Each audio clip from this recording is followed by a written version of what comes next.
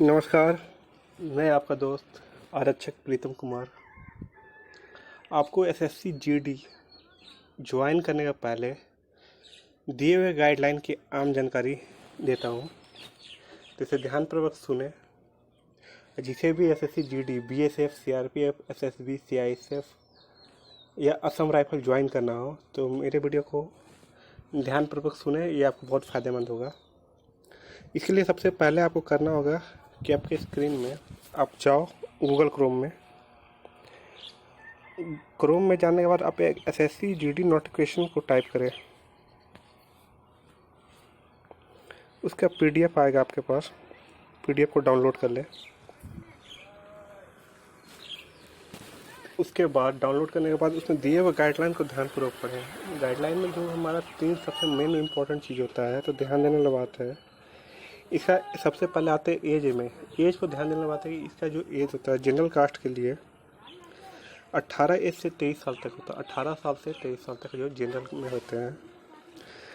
और इसमें रिलैक्सेशन किन को मिलता है, किन को नहीं मिलता है। रिलैक्सेशन मिलने का सबसे है एससी एसटी, जिन्हें 5 साल का रिलैक्सेशन, ओबीसी को 3 साल का, एक्स सर्विसमैन को 3 ईयर का, और जिनके बच्चे हैं उनको 5 साल। जिनको बच्चे बीएसएफ में थे या किसी भी पैरामिलिट्री फोर्स में थे, उनके बच्चे को 5 साल का रिलैक्सेशन दिया जाता है। उसके अलावा कुछ गाइडलाइंस और दिए गए हैं। यह ध्यान देने के बाद आपको सबसे बड़ी चीज़ है कि आगे की ओर बढ़े। इसमें 3 में महत्वपूर्ण होते हैं आपके फिजिकल स्टैंडर्ड टेस्ट, जिसको पीईटी बोलते हैं, सेकेंड आपका रिटन टेस्ट, थर्ड मेडिकल। तो हम लाइन बाय लाइन चलते हैं कि फिजिकल स्टैंडर्ड टेस्ट में क्या क्या ज़रूरत पड़ती है। इसमें सबसे ध्यान देने वाले के फिजिकल टेस्ट के लिए आपको सबसे पहले ध्यान देने वाली बात है कि जो मेल की हाइट होना चाहिए, मेल की हाइट 170 और female 157 centimetre general SC OBC candidate के लिए।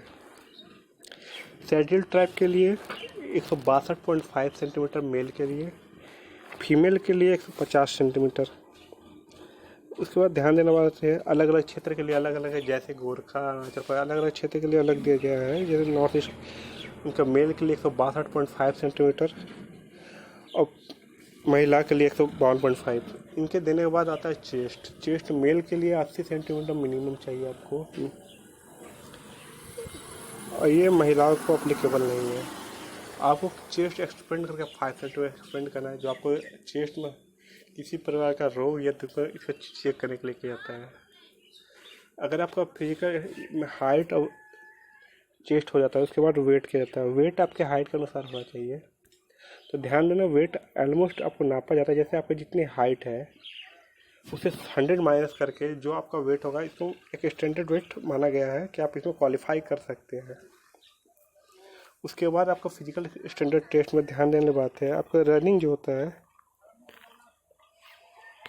रनिंग को ध्यान देने की बात है। रनिंग में देखना है कि आपको फिजिकल मेल के लिए 5 किलोमीटर की रनिंग 24 मिनट और फीमेल के लिए 1.6 किलोमीटर 8.5 मिनट है।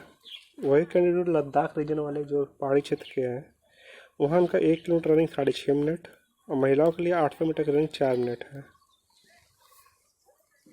रनिंग होने के बाद अगर आप इसमें क्वालिफाई करते हैं तो आपका इसके बाद रिटन टेस्ट ले जाएगा। रिटन टेस्ट में ध्यान देने वाली बातें हैं, ये टोटल अभी कंप्यूटर बेस्ड एग्जामिनेशन हो चुका है। इसमें आपको जनरल इंटेलिजेंस का 25 number, general knowledge 25 number, mathematics 25 number, English या हिंदी 25 नंबर का होगा। ये आपका टोटल टाइम ड्यूरेशन 90 मिनट होगा। इसमें क्वालिफाई करने के लिए आपको 33% मिनिमम चाहिए और ज़्यादा से ज़्यादा जिसके नंबर हो इसको ज्वाइन कर सकते हैं आप अपने दिए हुए चॉइस अलग फोर्स में।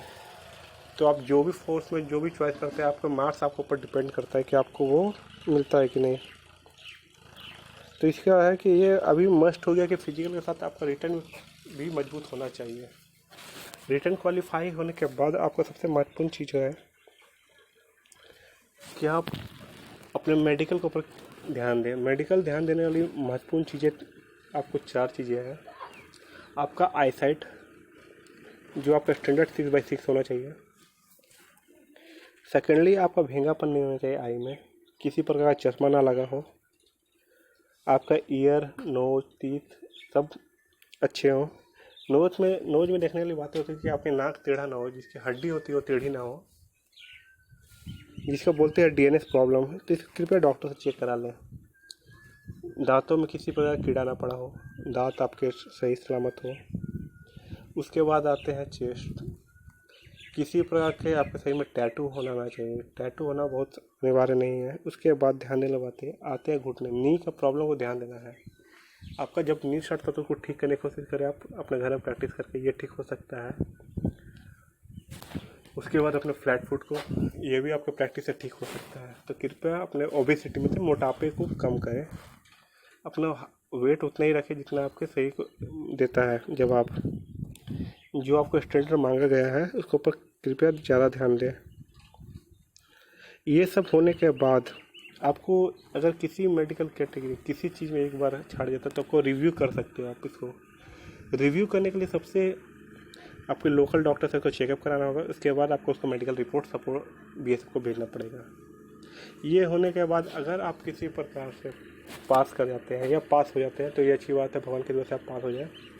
पास होने के बाद आपका सबसे महत्वपूर्ण चीज़ आता है मेरिट लिस्ट। ये मार्क्स, ये आपके जो दिए गए रिटन टेस्ट है उसके मार्क्स के डिपेंड में